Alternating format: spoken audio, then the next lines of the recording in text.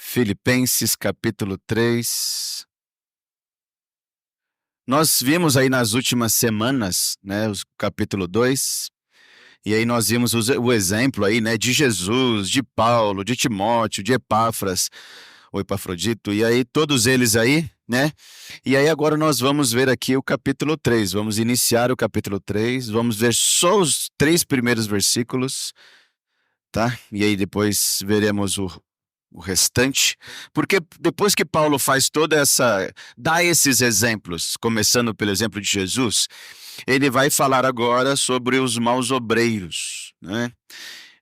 A ideia de Paulo foi: eu mostro primeiro o certo e aí depois eu falo do errado, porque aí as pessoas vão ter como comparar. Eu posso ver o que é o ideal, o que é o perfeito, como deve funcionar. E quando eu aprendo sobre isso, agora olhando o falso, olhando o errado, isso está errado. Então, sempre se fala isso, né? Que, por exemplo, quando alguém conhece a nota, a cédula, né, a moeda, né, a cédula, a nota, quando ela conhece a verdadeira de uma forma detalhada, quando ela sabe o que é uma nota verdadeira, é fácil ela identificar a nota falsa de dinheiro, porque ela conhece a verdadeira. Então, a ideia é nós conhecermos o verdadeiro, o que é certo, e aí sim vamos saber o que é errado. É isso que Paulo está fazendo. E aí ele vai iniciar agora para nós, e então ele vai dar uma exortação, ele vai começar uma exortação para os filipenses e para nós também. Então, em primeiro lugar, a primeira exortação que ele vai dar é que a repetição é importante. Então, leia comigo o versículo 1, acompanhe na sua Bíblia. Quanto ao mais, irmãos meus, alegrai-vos no Senhor. A mim não me desgosta, e é segurança para vós outros que eu escreva as mesmas coisas. Então Paulo ele volta a repetir esse ensino: alegrai-vos no Senhor. Está como ordem novamente. Então, no livro de Filipenses, essa palavra alegrar-se se repete por 8 vezes, e 4 vezes Paulo coloca como ordem para os filipenses. Ele está repetindo esse ensino. Por isso que ele fala: a mim não me desgosta, e é segurança que eu escreva as mesmas coisas. Ele está repetindo. Parece enfadonho a repetição, parece ruim a repetição, mas não é. Ela é necessária. Não é à toa que você talvez já ouviu muitas e muitas pregações em Filipenses. Talvez não cada um dos textos que a gente está vendo, né? Porque geralmente quando a gente pega textos isolados, a gente não escolhe, né, uma porção assim. A gente pega talvez o capítulo 2 lá falando de Jesus, ou o capítulo 1, o início do capítulo 1, né, a introdução. Esses textos são mais falados, né? O capítulo 4, finalzinho do capítulo 4, né? Tudo posto naquele mim que fortalece. Mas Paulo faz questão de, na mesma carta, repetir e repetir o mesmo ensino: alegrem-se no Senhor. E você sabe que quando Deus quer repetir algo para nós é porque é muito importante. Ele quer dar ênfase. Então nós precisamos, a exemplo dos filipenses, se alegrar. E ele fala: olha, não é nada ruim para mim, não me desgosta. Essa palavra a gente nem usa, né, mais quase em português. Não me desgosta. A gente fala não gosto, né? Então, mas a ideia não é nada ruim, é muito bom, em outras palavras, que eu faça isso. E é uma segurança, vai ser bom para vocês. É assim que tem que ser. Vai firmar vocês. É uma segurança para vocês que eu repita esse mesmo ensino. Então eles estavam sofrendo, a gente vai ver também aqui, sofrendo dentro da igreja, tendo complicações, tendo brigas dentro da igreja. A gente ainda vai ver isso no futuro. A igreja, por melhor que estivesse funcionando, ela não estava tão bem assim. Como toda igreja, por melhor que esteja, sempre tem os problemas no meio dela. Sempre tem as complicações no meio dela. E eles estavam vivendo, e ele fala: mas vamos lá, a gente vai lutar contra as complicações, mas se alegrem. A nossa vida tem que ser uma vida de alegria, irmãos. Esse ensino tem que ser repetido para nós. Nós precisamos ser alegres o tempo todo. Alegrem-se no Senhor. A nossa alegria não pode ser na circunstância, na situação, no local, na condição, nas pessoas, no emprego, na escola, na família. Não é esse o foco da alegria. O foco da alegria é o Senhor. Ele que tem que nos trazer alegria. Porque nos momentos ruins, em todas as áreas da nossa vida, vamos continuar alegres e vencendo os problemas. Vencendo a tristeza, vencendo o desânimo, vencendo a depressão e tudo mais que possa surgir. Precisamos. Nós somos pessoas que facilmente nos perdemos a alegria. Não sei se faz parte desse momento da história, perder a alegria com facilidade. É incrível isso. Eu sempre falo, né? Às vezes nos empregos aí, no trabalho aí, né? Eu não consigo pensar que eu e você, como crentes em Cristo, para mim não dá certo. Não funciona um crente em Cristo ou qualquer trabalho que esteja ser uma pessoa amargurada, uma pessoa triste, uma pessoa sem vida. Não dá para imaginar isso. Ou não devemos imaginar isso. Uma pessoa que talvez alguém te dê bom dia e você nem responda porque você tá bravo, porque você tá triste com o dia, ou o cachorro rasgou o saco de lixo na frente da sua casa e você vai ter que limpar. Sei lá. Você pisou nas fezes na rua, ei, sei lá. Alguém te fechou no trânsito. Alguém te deu um empurrão no metrô. Não sei. Algum motivo te deixou triste, te deixou bravo, te deixou sem. Ou alguma situação em casa. E aí chega no serviço e você desconta nas pessoas. Não dá pra pensar assim. Não dá pra ir, mas piorou, né? Se no serviço é ruim, imagina na igreja. Você chegar e não falar com ninguém. E isso acontece. Eu e você estamos aqui, você sabe que isso acontece. Você chegar emburrado, ficar emburrado, brigar com as pessoas, e nem é culpa de ninguém daqui, mas é culpa de lá de fora, sei lá do quê. E aí você, não, gente, nós temos que se alegrar no Senhor. Deus está repetindo esse ensino nessa carta, Deus repete esse ensino em muitos textos da Bíblia. Nós precisamos. Eu falei da primeira vez que eu preguei, porque eu preguei, né, no texto também que Paulo fala dos falsos profetas aí, e aí eu falei também, né, se eu não me engano, não falei o que eu vou falar agora, mas já falei do The Chosen lá, né? Essa série tá famosa, virou famosa mundialmente e tal, tudo isso aí, e aí tem muita gente criticando ela agora, né? Tudo que pega fama, alguém vai criticar, isso é fato, né? Então, não quero defender e nem também desfender, né? Não quero defender e nem também falar mal dela, mas o que eu acho legal, eu já falei da outra vez, o que eu acho legal é que eles colocam Jesus feliz. Acho que isso é legal. Não quero questionar cada detalhe da série, porque é uma ficção e vai ter seus erros com toda certeza em detalhes, mas a alegria de Jesus naquela ficção eu acho interessante. Se Jesus ensina para mim e para você aqui, pelo menos só no livro de Filipenses, 4 vezes, alegrai-vos, é porque ele era alguém feliz. A gente vai ver ele triste em alguns momentos específicos, como qualquer pessoa do mundo. E, por exemplo, ele chorou quando Maria e Marta estavam chorando pelo seu irmão. Qual de nós, por mais insensível que seja, se estivermos no enterro ou visitando uma família em luto, nós vamos ficar rindo lá. Acho que a gente vai chorar junto. Eu acho. Jesus fez a coisa mais normal do mundo, mais humana do mundo. Chorar com os que choram, é o que a Bíblia diz.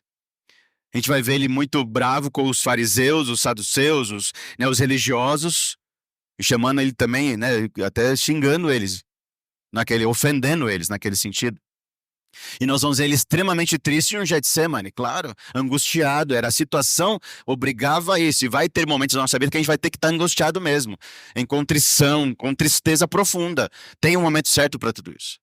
Mas a alegria tem que existir na minha vida e na sua. Então, se porventura você não tem sido uma pessoa feliz, alegre no Senhor, algo está errado com você. E algo está errado comigo, se eu também estiver assim. Em qualquer lugar, irmãos, esse é o nosso desafio, é em qualquer lugar. Não é só na igreja. É em qualquer lugar. Esse é um momento extremamente feliz, eu creio nisso. Por isso que eu não consigo ficar acreditando que eu e você temos que brigar aqui nesse lugar. Não dá. A gente está 2 horas pela manhã, 1h30, às vezes 2 à noite. E a gente brigar ainda. Uma vez por semana que se encontra. Não dá. Eu não consigo conceber isso. Vai contra a palavra de Deus isso. Mas não é só aqui. É na minha casa, lá no lar, onde nós moramos, com a nossa família. Tem que ter alegria. Se for um lugar triste, se for um lugar decepcionante, se é um lugar que você não quer voltar, algo está muito errado lá. Lá tem que ser um lugar feliz. No seu trabalho, por pior que seja o seu trabalho, é lá que Deus te colocou. Deus é soberano, não é? Nós afirmamos isso. Ele te colocou lá. E ele vai te manter lá até o dia que ele quiser. Que ele quiser, não você, ele. Você tem que ser feliz naquele lugar. Ah, mas eu ganho pouco. É Deus que está te dando salário. Reclama com ele. O salário é dele. Ele que te dá o salário. Se ele quiser que aumente para 10 vezes mais, ele aumenta. É só ele querer. Se ele quiser que diminua, ele vai diminuir também. Não tem problema não. Mas você tem que ser feliz lá. Na sua escola, por pior que seja a escola, por pior que sejam as matérias, por pior que seja o professor ou a professora, você tem que ser feliz naquele lugar. Você tem que ser feliz. Você tem que ser alegre lá. As pessoas têm que ver a diferença em nós, gente. As pessoas têm que ver a diferença em nós. Na rua, gente, tem gente na rua que dá medo de passar do lado. Rapaz, só de ver você já quer correr. E não é preconceito não, é porque a cara tá feia mesmo. Gente, por que que eu e você, como filhos de Deus, vamos andar na rua bravos? Me diz. Pra quê? Ou por quê? Distraído é uma coisa, bravo é outra. As pessoas têm medo de chegar pra você e fazer uma pergunta.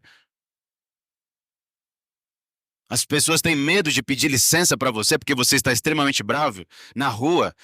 No trânsito, você tá ali, ó, bufando, como diz o nordestino. Então as pessoas têm até tenta se afastar com o carro dela porque você tá. Gente, quem somos nós, no final das contas? Somos de Deus ou não?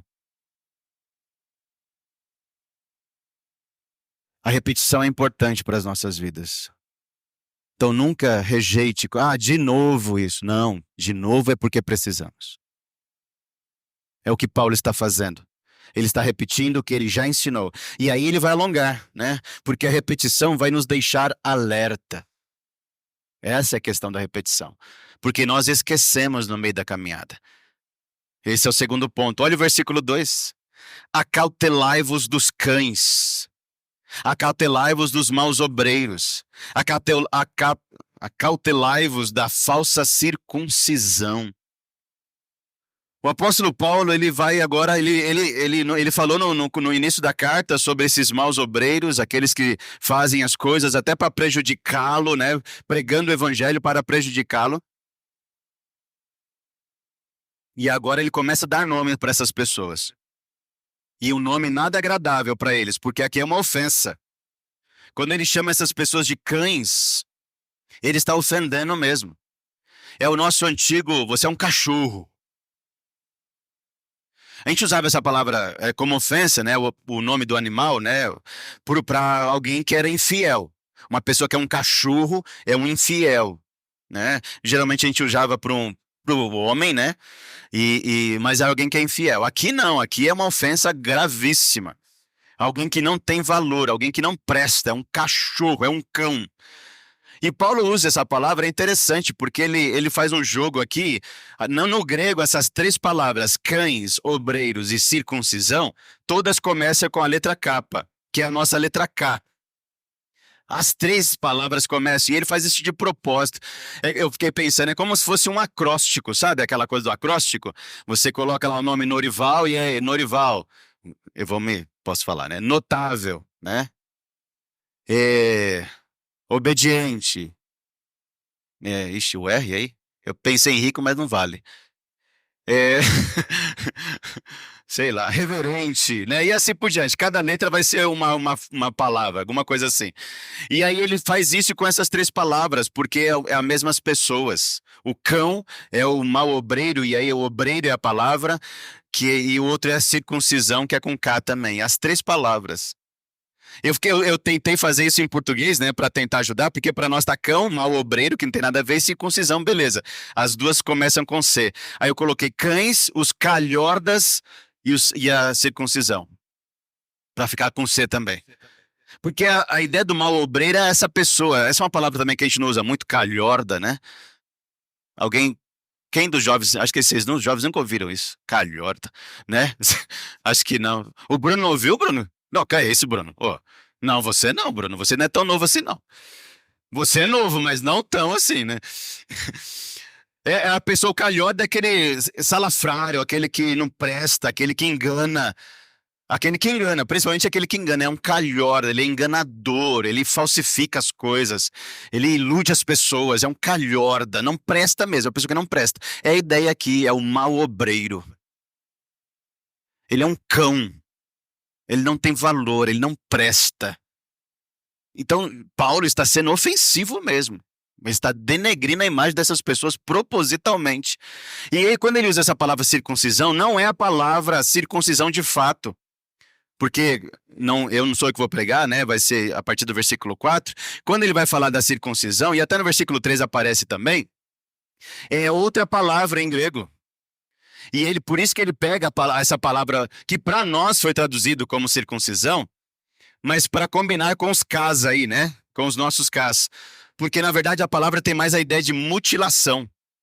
Acautelai-vos da falsa mutilação ou do falso corte. Essa é a ideia.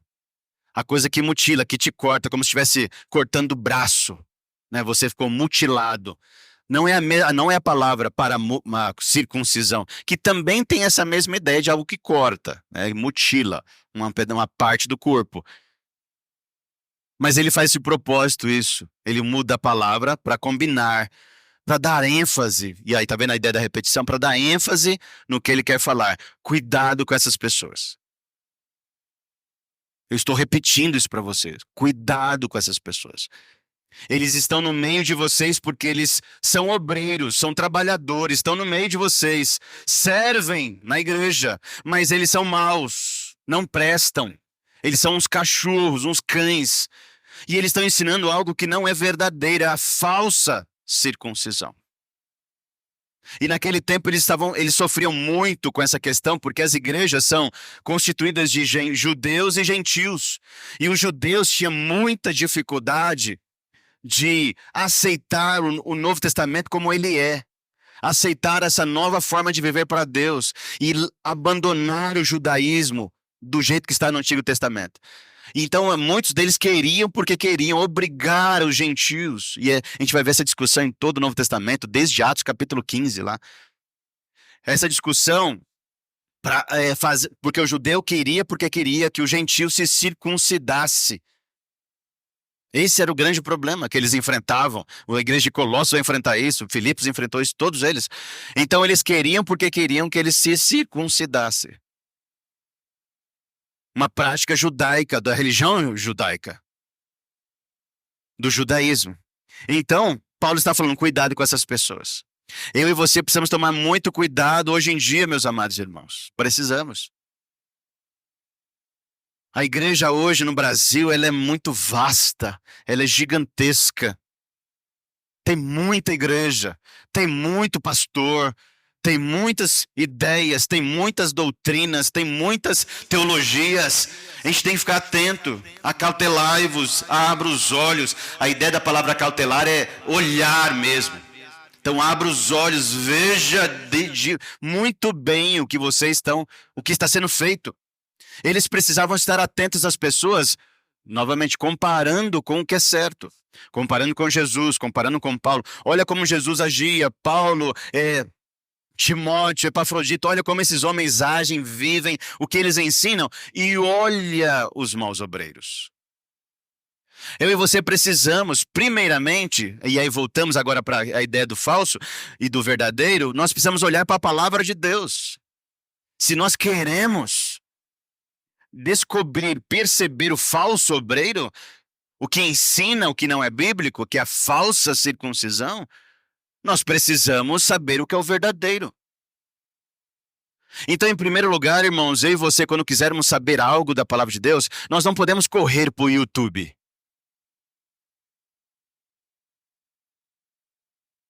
A gente não pode correr para o chat GPT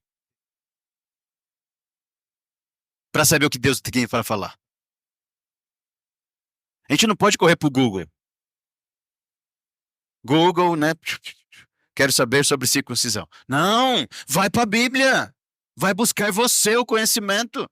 Você tem que descobrir o que Deus tem. Você tem que se esmiuçar aqui. Quando você fala, agora eu sei o que Deus diz, aí eu vou ver o que os outros dizem sobre isso. Aí sim você vai ver o que os outros dizem. Porque você sabe a verdade. E quando você identificar o pecado. Opa, isso aqui não, isso aqui tá errado. Porque eu sei o que é o certo. É como se eu pegasse a cédula, né? Ah, opa, essa parte aqui não combina com a verdadeira, então acho que é falsa. Mas para você, porque os falsos obreiros são detalhistas, eles não. Tem os escancarados, mas tem aqueles que são entre linhas que o negócio está. E é tão difícil você identificar. E se eu e você não soubermos a verdade, a gente cai de facinho na lábia do falso obreiro. Porque ele não é aquela pessoa arrogante, aquela pessoa bruta, aquela pessoa que te afasta. Não, ele é aquela pessoa amigável, amável, que é boa nas palavras, te conquista, sabe colocar-se. E aí ele vai te atrair com a ideia parecida com a Bíblia. Foi o que a serpente fez com a Eva. Ela foi tão sutil. E a serpente, né? A cobra tem essa característica, né? Ela é tão sorrateira.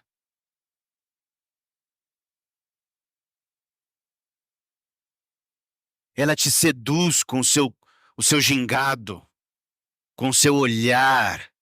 Ela te seduz. E a serpente não chega para Eva chutando a porta. É o seguinte, Eva.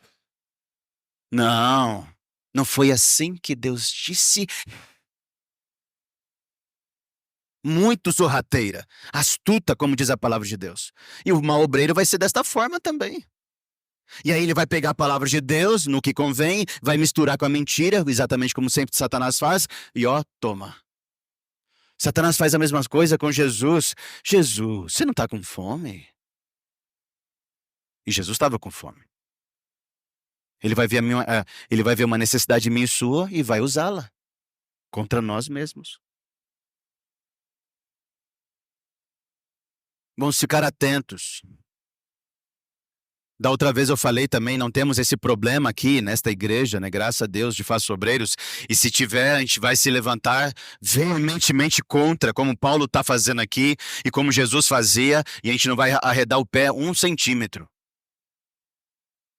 Se um falso obreiro se levantar aqui, ele vai ter que sair daqui. Se ele quer ser falso obreiro, vaza e vai pregar onde você quiser. Aqui não. E eu sou o primeiro aí contra. Ou você prega a palavra ou tchau. Aqui é a Bíblia na veia. Aqui é a Bíblia. Não é historinha para boi dormir, não. Então, nós precisamos estar alertas. Eu e você, como pregadores da palavra, como isso é sério para mim e para você. Nós precisamos estar atentos ao que ensinamos. Rapaz. Para nós não incorrermos no erro de ser um mau obreiro, aquele que ensina detalhes errados. Cuidado. Para não ensinar algo que é bíblico, circuncisão, mas ensinando uma mentira no final das contas. Ensinando uma mentira. A gente tem que estar tão atento, todos nós que ensinamos. Meus irmãos, quando você abrir e eu abrir a boca para falar, a gente tem que ter convicção de que isso é bíblico. Não ensine a sua ideia, esqueça a sua ideia.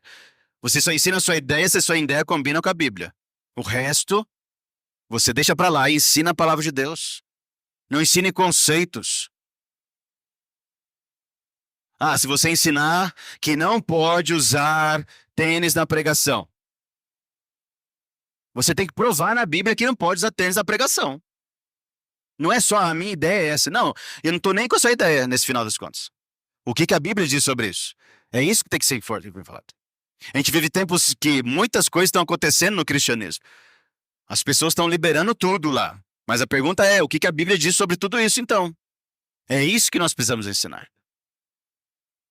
Cuidado com os falsos obreiros. Mas a gente também tem que tomar cuidado. Não temos falsos obreiros na igreja, graças a Deus. Mas nós não podemos ensinar o que é errado. Então vamos ficar atentos, eu e você. Vamos buscar sempre a palavra de Deus cada vez mais. Vamos se esmiuçar, né? Esmiuçá-la, a se aprofundar na palavra de Deus, para que cada vez a gente esteja mais firmado. E quando vier o falso ensino por aí, quando você ouvir numa pregação, quando você ouvir no YouTube, no TikTok, no Instagram, quando você ouvir numa série o falso ensino, você vai perceber. Aí você vai perceber, e eu também, é claro, para que nós não caiamos nos erros que os filipenses estavam começando a cair. Por isso que Paulo, eu tenho que repetir isso para vocês. Porque eles estavam falando, para ser salvo, precisa ser circuncidado. Essa era a questão. Essa era a questão. E aí, para nós irmos para o final, já que a repetição é importante, porque ela vai nos deixar alerta, a verdade é, e aí Paulo agora vai falar o que é certo, nossa vida é espiritual, não é carnal. Versículo 3, porque nós é que somos a circuncisão. Nós que adoramos a Deus no Espírito e nos gloriamos em Cristo Jesus e não confiamos na carne. Nós somos espirituais, irmãos. Não é mais carnal agora. Não é mais físico agora. Agora é espiritual. Não tem que ter mais uma marca física. Esse que o Paulo está ensinando para os filipenses. Não tem que ter mais uma marca no corpo do homem para dizer que essa pessoa é de Deus. Não, agora é espiritual. Nós somos a circuncisão. Nós todos, nesse sentido, temos a marca de Jesus. Temos a marca de que somos de Deus. É isso que Paulo está falando, porque ele vai usar a trindade. Nossa, como eu gosto, né, desses textos. Nós que adoramos a Deus no Espírito. Já coloca as duas pessoas, Deus e Espírito. E nos gloriamos em Cristo Jesus. Ele coloca a trindade na situação. Olha como é espiritual a coisa. Ele não fala só de Deus, ou só do Espírito, ou só de Jesus, né? Ele coloca os três. Para falar assim, nós somos isso. As coisas que no passado do Antigo Testamento eram simbólicas, eram humanas, ritualísticas, cerimonialísticas, acabou. Agora é espiritual. As regras são, já falei em outro texto, as regras são poucas. Temos mais princípios que temos que adaptar à nossa situação, à nossa cultura, ao nosso povo, ao nosso idioma, ao nosso grupo. Mas são princípios, não regras pré-definidas e pronto, e acabou. Tem que ser assim. Porque isso se torna a falsa circuncisão. Ele fala, nós adoramos a Deus no Espírito. Só conseguimos adorar, chegar na presença de Deus pelo Espírito Santo mesmo. Importa que os verdadeiros adoradores o adorem em espírito e em verdade. Só adora a Deus quem tem o Espírito Santo. Nunca esqueça isso. Só adora a Deus quem tem o Espírito Santo. Se porventura você está aqui hoje e você não tem o Espírito Santo, você não consegue adorar a Deus, por mais que você o tente fazer. Cantar bem não significa que você está adorando a Deus. Tocar bem não significa que você está adorando a Deus. Pregar bem não significa que você está adorando a Deus. Se fazer qualquer coisa nessa igreja bem, com êxito, não significa que você está adorando a Deus. Porque só adora a Deus quem está no Espírito. E aí sim, o Espírito usa o seu talento, a sua capacidade, o seu aprendizado, ele aperfeiçoa isso e ele sim te ensina a adorar verdadeiramente. Mas a capacidade é toda dele. Totalmente dele. Aí sim, é assim que nós fazemos. E nos gloriamos, nós vivemos, nós nos alegramos em Jesus Cristo. Jesus é a razão da nossa vida, não é a circuncisão, não é o rito, não é isso que é o foco da vida. Não é vir à igreja cada domingo que diz se eu estou certo ou você está certo. Não é isso. É Jesus Cristo. Ele é que é a nossa glória. Ele que é a realidade a ser vivida. Ele é o exemplo maior de todos nós. Mas está cheio, irmãos, de igrejas cheios de doutrina, cheios de pastores que ensinam outras coisas, que Jesus não é o foco, não. Eles falam de Jesus o tempo todo, mas Jesus se torna secundário.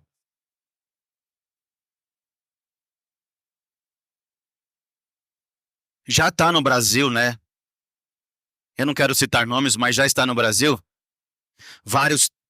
É, essa teologia, né, de que o importante é amar.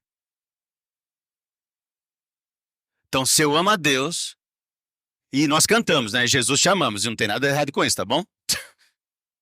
É muito bom falar para ele que nós o amamos, tá mais do que certo, queremos falar mesmo. Mas existe uma teologia agora sobre isso, né? Se eu amar a Deus, se eu souber amar a Deus, e se eu amo o próximo, tá tudo certo. Acabou, não preciso de mais nada. Eu só tenho que amar. E é por isso que vai surgir as igrejas inclusivas. Por isso que vai surgir as igrejas que aceitam qualquer pessoa. E não está errado aceitar qualquer pessoa. Isso não tem nada de errado nisso, é mais do que certo. Nós temos que aceitar qualquer pessoa. Sim. Isso faz parte até da Constituição brasileira. Aqui é um lugar público que deve aceitar a todos. Independente de raça, né, cor, condição financeira, tudo está envolvido aí. Só que a gente aceita ela e mostra para ela onde ela está errada para ela ter uma mudança de vida. O problema dessa nova teologia, e as igrejas estão praticando ela, é que venha como você está e pode continuar se quiser.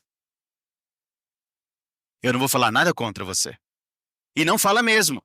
Não vai se pregar contra o pecado. Não vai se falar isso aqui é um pecado, isso é pecado. Não, não pode. Porque a pessoa é que, se quiser, ela muda. Senão, fica do jeito que está e está tudo certo. Eu vi no comentário de uma dessas igrejas e um homossexual mesmo. Ele fala, eu sou homossexual e eu estava nessa igreja, ele estava, não está mais, eu estava nessa igreja porque eles me aceitaram do jeito que eu sou e eu não precisei mudar de vida. Porque lá ensina, eu amo a Deus, eu amo o próximo, tá tudo certo. É assim que eu vou pro céu, amando a Deus e amando o próximo. E no Brasil já está assim. Esse documentário era dos Estados Unidos, né? E também em outro lugar do mundo, mas no Brasil já existe. Pregadores famosíssimos estão pregando isso. E é tão bonito eles falando. Nossa, é lindo. Rapaz, é comovente. É uma coisa linda ouvir esses homens pregando. Mas não é a palavra de Deus. É a falsa circuncisão. Para ser salvo não é amar a Deus e amar o próximo. Isso é o resultado da salvação. Porque para amar a Deus é confessar que Jesus Cristo morreu na cruz para pagar os meus pecados. Se com a tua boca confessares a Jesus e em teu coração creres que Deus ressuscitou dentre os mortos, serás salvo. Não é amar, é crer nele. É crer que ele morreu na cruz para pagar os nossos pecados. Essa é a verdade da palavra. Porque um monte de gente nesse mundo diz que ama a divindade. E qualquer que seja. Mas nem todo mundo crê que Jesus morreu na cruz para pagar os nossos pecados. Esse é o ponto, é Jesus. Ele é o ponto. É nele que nos gloriamos. E ele ressuscitou dentre os mortos. Nós precisamos acreditar nessa verdade. Porque João vai enfrentar essa dificuldade. Jesus existiu sim, mas ele não era humano de verdade, ele era só um fantasma. Não, ele era real e ressuscitou dentre os mortos. Ele era real, ele era verdadeiro. Essa é a verdade.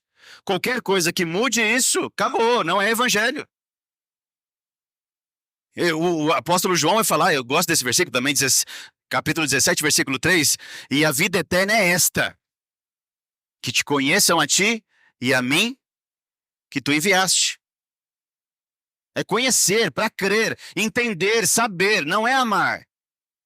Amar vai ser o resultado. Quando eu encontro Jesus, quando eu vejo o amor dele por mim, porque ele veio até mim, aí eu me rendo a ele, como nós cantamos, e aí eu aprendo a amá-lo. Porque eu não amo. Quem disse que eu amo? Eu infiel? Eu teimoso? Eu pecador? Sei amar a Deus? Jamais. Os apóstolos diziam que amavam Jesus. Onde eles estavam quando Jesus foi preso, ó? Cada um na sua casa, que nem rato, escondido. Cadê o amor deles? Cadê o amor de Pedro nessa hora? Ele teve que aprender a amar a Jesus. O João, a gente até fala, João estava lá, João ficou lá na hora do julgamento, João ficou na cruz, beleza. Mas ele ficou, e o texto deixa bem claro, ele ficou porque ele era amigo das pessoas. Ele entrou no lugar porque ele conhecia, não lembro agora o nome da pessoa que ele coloca lá. É por isso que ele entrou lá. E por isso que ele permitiu Pedro entrar junto. Mas será que se ele fosse questionado igual Pedro, será que ele não negaria também? Ele não foi questionado, porque ele era amigo das pessoas. As pessoas viram Pedro e Pedro não era tão conhecido, parecia essa ideia. Você ei, você é um deles, não é não? Porque a gente nunca viu você por aqui. Seria mais ou menos isso. Você tá meio diferente no grupo. Agora, João já é amigo, todo mundo conhece João. Então nós não sabemos amar. Então isso é uma grande mentira, esse evangelho. Parece verdadeiro. Mas a Bíblia diz que ele nos amou. Ele nos ama, por isso que ele mandou Jesus. Então, se você está aqui hoje e não conhece Jesus Cristo, lembre-se disso. Não é a sua prática que diz que você ama a Deus. Não é. Você não vai para o céu porque você faz isso, isso e aquilo. Eu não sei se...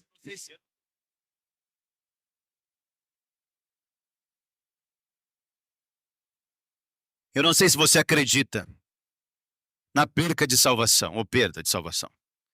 Qual que é a palavra certa? Perca ou perda? Perda. Perda de salvação. Não sei se você crê nisso. Mas o problema não é crer nisso. O problema é o que você vai fazer com essa crença. Porque é tão fácil você acreditar nisto e acreditar no final das contas que se para ser salvo depende de você. Esse é o problema. O problema não é a crença em si. Porque você consegue, se você estudar bem, você consegue até defender a causa, biblicamente. O problema é que você vai começar a misturar, e é tão fácil você misturar isso, e acreditar no final das contas que depende de você para ir para o céu.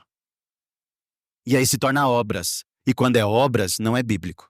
A Bíblia deixa bem claro, não é por obras. É pela fé, pela crença em Jesus Cristo. Não é obras.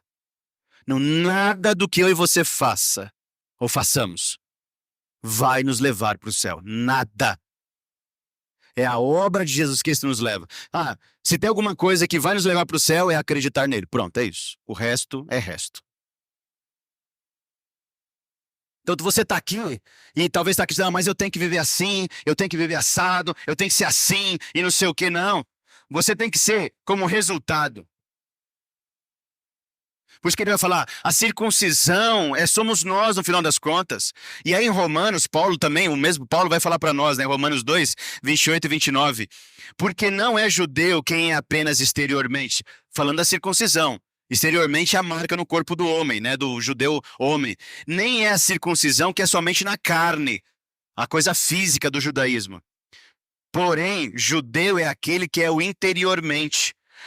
E circuncisão que é do coração, no espírito.